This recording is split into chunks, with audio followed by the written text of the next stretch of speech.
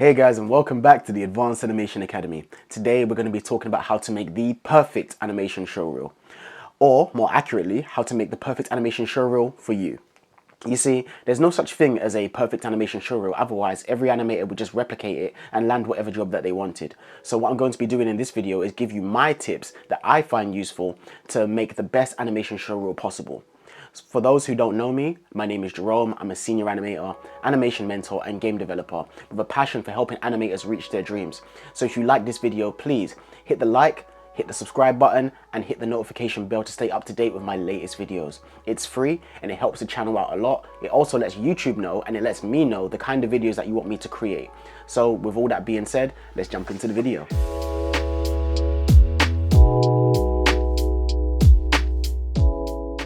On the subject of animation showreels, I often see the question come up whether you should tailor your showreel to match what a particular studio wants. So for example, if the studio is working on first-person shooters, should I make my reel all about first-person shooters? I often see that question a lot, and while doing so is definitely an advantage in some cases, I would often advise against this. And the reason for that is because with that logic, you would need basically a reel for every different type of game or every different type of animation style that's out there.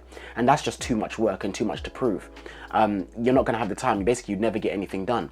So your animation showreel is like a trailer of your skill set. It's a place to showcase what your interests are and what you can do. So my advice in this regard would be to animate the things that you like and put them in your reel. My reasoning for this is because you'll ultimately be passionate about it and you'll enjoy the process. This is vitally important because when you're developing an animation showreel from scratch, it's something that's going to take a considerable amount of time. And with something that takes a lot of time and a lot of dedication, you're going to be giving up a lot of your evenings, a lot of your weekends, and a lot of your free time in general to animate things. And if you're going to be animating something that you don't particularly enjoy, you're not going to produce your best work. So that's why I advise that you actually animate the things that you want. So like whether it's a particular style, particular genre, you animate those things because you're showcasing the things that you're passionate about and the things that you can do. And that's why it's vitally important that you do that. And I wouldn't advise tailoring your entire reel to a specific studio, because if you do that and then you don't land the job, you then put all of that time in and you're still back at square one. So that's why I advise that you create the things that you like, the things that you enjoy, the things that you're passionate about, and then you can sprinkle little other bits and pieces in there as well. So yeah, don't dedicate your entire reel just to, one particular studio. Don't do that. Put your best work out there, the things that you enjoy, and let what's good about you shine and come to the forefront. So now that we've spoken briefly about what you should put in your shot, let's talk about how to organize your showreel or organize your shots. So once you have every shot in your reel ready, it can be a daunting task to organize those clips and what you should include and what you should exclude. My general rule when it comes to the order in which your clip should appear is put your best shot first and last. This doesn't mean to show the same shot twice. No, what I'm suggesting that you do is have a really cool action shot or whatever your particular shot is at the beginning, and then at the end, you have the same shot but the second half of it. So let me give you a real example of my own animation showreel. In my own reel, when you begin the animation showreel, you see this dragon flying into the scene and then going for a landing. But that's only the first half of the actual shot. The second half of the shot is the dragon taking a step with like really cool wing animation and then breathing fire. And I put that at the very end of the animation. So what I've done is I've top and tailed my animation showreel. This is something that I recommend because there's always the debate whether you should put your best shot first, or you should put your best shot last. Well, generally, you want to put your best shot first because it's the thing that's going to attract the audience's attention, the recruiter's attention, the lead animator's attention, the animation supervisor, whoever is going to be reviewing your work is going to grab their attention. So you want to have your best shot first. And then you also want to leave them with something memorable as well, because people tend to remember the first and last things that they see. So I advise you take your best shot and, if possible, split it into two halves. Put the first half in the beginning, then cut to another action or another shot, and then at the very end you tail it with that same shot but the second half of it, and that will create a very visually appealing animation showreel. So that's one thing I would advise in terms of the way that you organize and structure things. Now that we've spoken about the composition of your animation showreel, we should probably talk about transitions, because what I often see, especially in more junior animation showreels, they try to be fancy and put all these fancy transitions in, like these really cool crossfades or dissolve effects. Don't do that. because the star of the show is your animation. So you want to keep your transitions very, very simple. There's nothing wrong with a fade to black or fade from black. There's nothing wrong with a simple cut. Like in most cases, that's completely fine, because you need to remember that the star of your show is always the animation. The animation is key here. Animation is king. So you don't want to basically put anything that's going to distract from the animation. If you're going to do anything, you need to do something that's going to complement the animation or enhance it. So that's why if you're going to add any transitions, I'll do something very simple, like a very simple fade to black that's not very long, and a very simple fade from black, or a simple just straight cut to the next scene. Because all that the person looking at your, so this leads me on to another point, the kind of information that you need to put on your show reel. So one of the key areas I see animators make mistakes is how they display relevant information.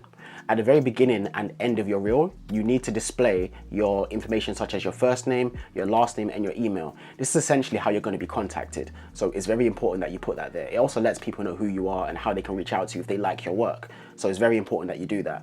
On the subject of emails, I advise that you get yourself a professional looking email. So having something like boomdaddy1993@gmail.com is not going to do you any favors. It's going to make you look unprofessional. So get something that represents you properly, something like johndoe@gmail.com or jdoeanimates@gmail.com.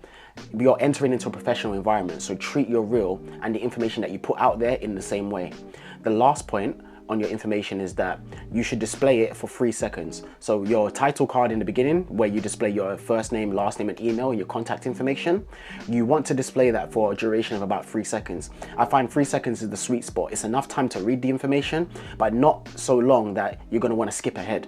So I find 3 seconds is the best. Put that at the very beginning and the very end of your show reel, and that is the sweet spot in my personal opinion. So music is another key area that I see people have questions about a lot when it comes to animation show reels.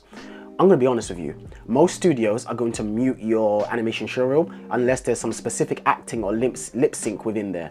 So what I would advise that you do is, if there is that in there, I would advise that you pick some music that isn't too distracting. Avoid music with lyrics. If you stick with like instrumentals, that's a good start. Find something that's light, melodic, and that can seamlessly be turned up and down during lip sync and acting shots. That way, it can be turned up to complement your animation show reel, and it can be turned down to accommodate your lip sync and basically shots where you need the audio. It's very, very important. So yeah, I wouldn't spend a lot of time fussing about the music. What I would suggest to you though is that you get royalty-free music, because if you're going to put your videos out there on Vimeo, YouTube, or whatever, there's copyright laws, and you want to abide by those, because last thing you want to do is, like, you know, spend all this time finding music and then you have to basically remove the music from your video because it's copyright music. So just be mindful of that as well. On the subject of music as well, but this is my personal take, so you can take this one with a grain of salt. I like to loosely edit my animation show reel to my music, and the thing that you need to bear in mind when I say that is that, remember that the star of the show reel is the animation. But if you can put clips that kind of match the cadence as part of or parts of the song, this will ultimately bring your animation show reel up a standard, because you're essentially taking it from not just an animation show reel, you're kind of making an animation showcase or an animation trailer. And that's the way that I look at animation shows. I look at them as a trailer of your best work and just your general production skills in general. So that's something that I would say you could do as well, just to make your animation reel that little bit better. It's not going to make a major difference, but it does set you apart from all of the other animation show reels. And I need to be very clear when I say this. Do not compromise the integrity of the shot for the sake of the music. Meaning, don't put an awkward cut in the animation just because it matches the beat of the music. Don't do that. If you have to make a choice between matching the beat of the music or showcasing the animation in the best light, you always favor the animation. And then lastly, I would say, don't set the volume in your music too high or to be extremely loud, because it can be quite distracting, especially if someone turns on your music for the first time. Yeah, you don't want to just damage somebody's eardrums. So I would advise that you make it quite subdued, and this will allow it to complement your reel rather than it be a distraction. So the next thing that we're going to be talking about is how to make your animation reel stand out, and that is simply going to be by rendering your shots properly, and that is my next tip. It will serve you well to render your shots with good quality lighting and cameras. Remember, these aren't the main focus of your reel, but it will help you stand out amongst other animators. Recruiters and studios see thousands of animation show reels, so you want yours to be memorable. Take the time to learn how to nicely light and render your scenes, and I promise you it will serve you in the long run. There are countless of tutorials on YouTube about how you can do this, whether using Maya and Arnold renderer, and they can even go a step further and learn how to render it in something like Unreal Engine. So yeah, if that's something you want to do, it's worth putting the time in because it will serve you in the long run. I promise you it's worth it. For my animation show, what I personally opted for was to use a professional VFX studio for 3 of my shots. One of them is actually currently in the works and I haven't released it as of the recording of this video. But I did this because I knew that it would make me stand out and it would be great for my animations. So that there's particular animations that I polish to the highest level that I can, so that I know that within years to come, I wouldn't feel any way about having those animations in my reel because they'll still be representative of like my best skill set. So this is an expensive solution, but the reason I did it is because I looked at it as a worthwhile investment within myself. So that's the reason why I did it. And if that's something that you want to do, then I'm happy to leave a link to the studio that I used in the description below. This next tip I give you is probably going to be the most important one, and that is going to be ask for feedback. Please do it. Don't skip on this step. Ask other animators for feedback on your animation show reel. This is a service that personally that I offer as part of my animation mentorship program, but getting feedback on your animation reel is vital to crafting your perfect animation show reel. You see, the thing is, you would ask feedback on your individual shots, so why would you not ask for feedback on the culmination of all of your shots, on the thing that you're going to submit to a professional studio? If you don't do that, it kind of doesn't make sense that you would ask for feedback on individual shots, but you wouldn't ask for feedback on your entire body of work.